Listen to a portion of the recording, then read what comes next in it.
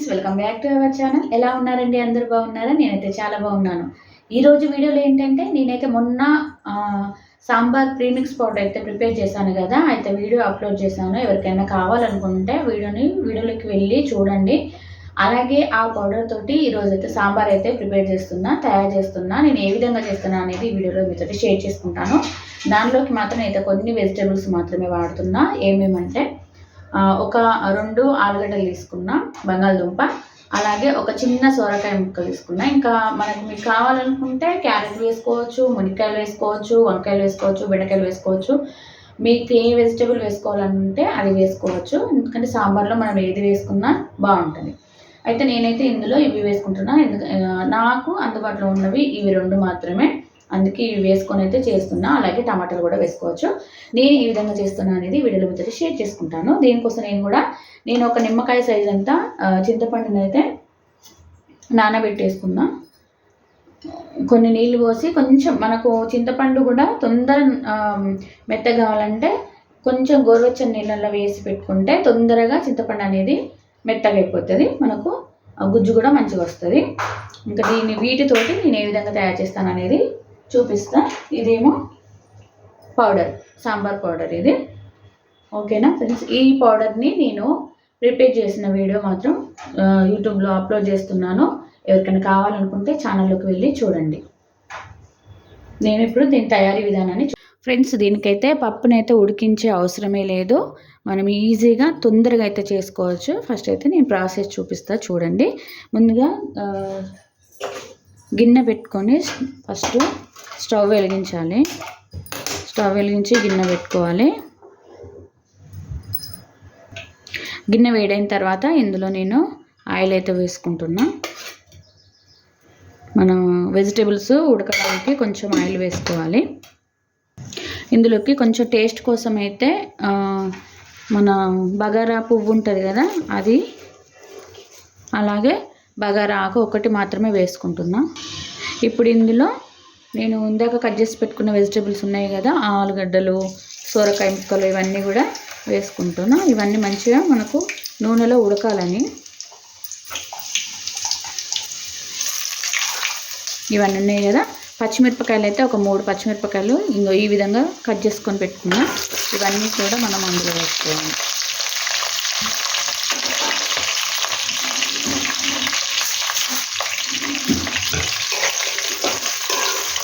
వేసుకొని బాగా కలుపుకోవాలి.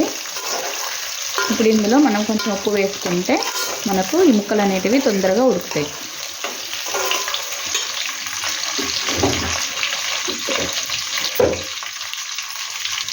ఈ ముక్కలు తొందరగా ఉడకడానికి నేనైతే ఉప్పు వేస్తున్నా. ఫస్ట్ అయితే ముక్కల కోసం మాత్రమే వేస్తున్నాను. ఇంకా చింతపండు పోస్తే మనకు ఉప్పు ఎక్కువ పడుతుంది.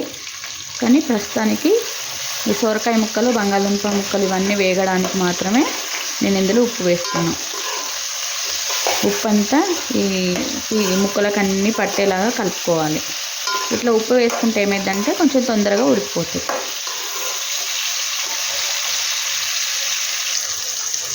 మధ్యలో ఒకసారి కలుపుకోవాలి, లేకపోతే కింద మాత్రం మాడిపోతుంది. చూడండి, కొంచెం కొంచెం ముక్కలు అనేటివి ఫ్రై అవుతున్నవి. ఇప్పుడు ఇందులో కొంచెం పసుపు వేసుకోవాలి.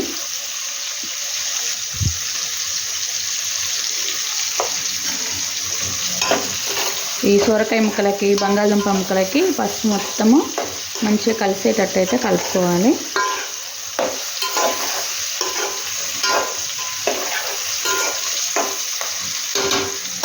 ఇందులోనే నేనైతే 2 టమాటాలు అయితే కట్ చేసుకొని పెట్టుకున్నా, అవి కూడా వేస్తున్నా.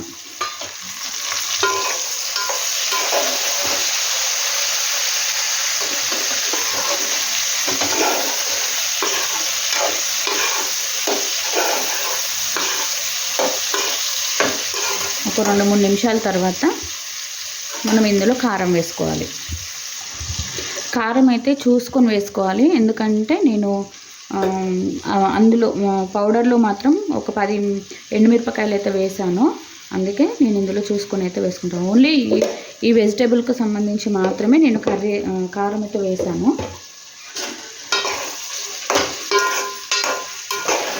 మంచిగా ఈ సొరకాయ ముక్కలకి, బంగాళదుంప ముక్కలకి ఈ కారం అంతా పట్టేటట్లయితే కలుపుకోవాలి. ఇంకా ఇప్పుడు ఇందులో మనము చింతపండు ఉంది కదా, ఈ పులుసు, దీన్ని అయితే మంచిగా మెత్తగా పిసికి ఇట్లా ఈ రసాన్ని అందులో పోసి మరిగించుకోవాలి.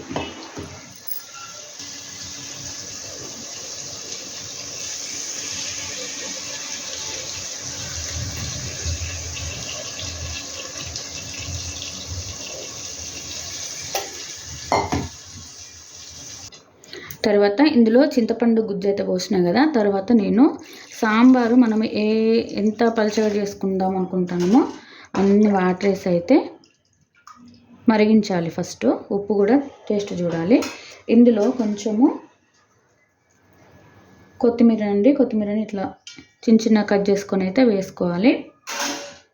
ఇంకా ఇదన్నీ అయితే ఫుల్గా మసలబెట్టాలి, ఎందుకంటే నీళ్ళు పోసినాం కాబట్టి.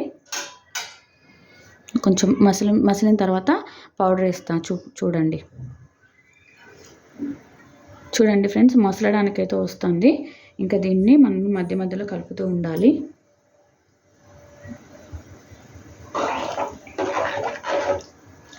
ఇంకా దీనిలోకి నేనైతే వెల్లుల్లిపాయలు అయితే వేయలేదు. ఒకవేళ కళ్యామాకు ఉంటే వేసుకోవచ్చు, లేకపోతే వేసుకోకున్నా పర్లేదు, ఎందుకంటే మనకు కొత్తిమీర వేసుకున్నాం కదా.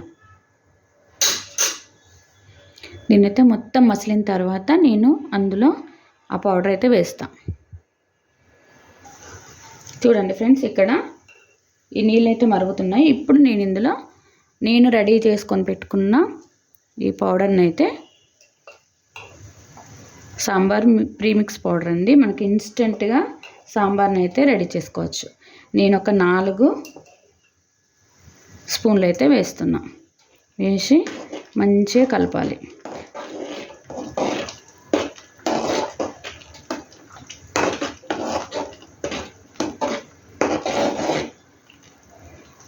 ఈ పౌడర్ నేను ఏ విధంగా తయారు చేయాలనేది వీడియోలో అయితే అప్లోడ్ చేశాను. ఎవరికైనా కావాలనుకుంటే ఛానల్లోకి వెళ్ళి చూడండి. ఇప్పుడు దీన్ని బాగా మరిగించాలి. ఓకే ఫ్రెండ్స్, సాంబార్ అయితే ఈ విధంగా తయారైంది. ఇలాంటి మరిన్ని వీడియోస్ కోసం ఛానల్ని సబ్స్క్రైబ్ చేసుకోండి. అలాగే ఒక చిన్న లైక్ చేయండి.